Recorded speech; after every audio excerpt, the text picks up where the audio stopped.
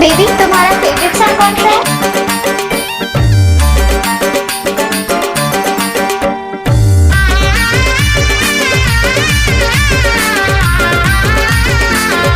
DJ मंगलू और दोहरा वाले।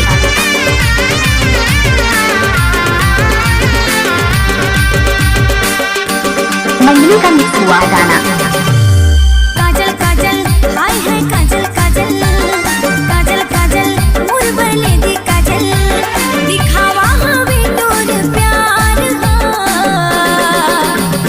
माया मोला नहीं करसगा दीवाना माया मोला नहीं करसगा माया मोला नहीं करसगा दीवाना मोर माया मोला नहीं करसगा काजल काजल हाय हाय काजल काजल काजल काजल मोर भले दे काजल दिखावा हवे तोर प्यार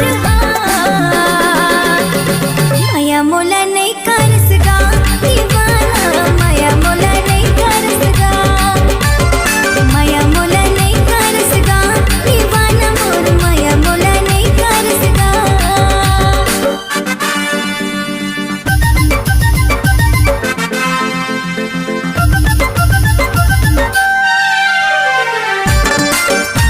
मंगलू का मिक्स हुआ गाना और दोहरा वाले।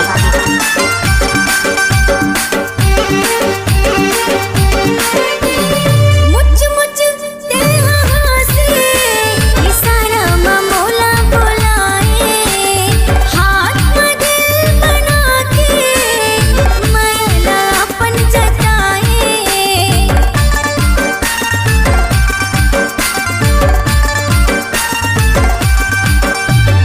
मुझ मुझ तेरा हासे इशारा मोला बोलाए हाथ में दिल बना के माया अपन जताए दिखावा हवे तोर प्यार माया मोला नहीं करसगा दीवाना माया मोला नहीं करसगा माया मोला नहीं करसगा दीवाना मोर माया मोला नहीं करसगा।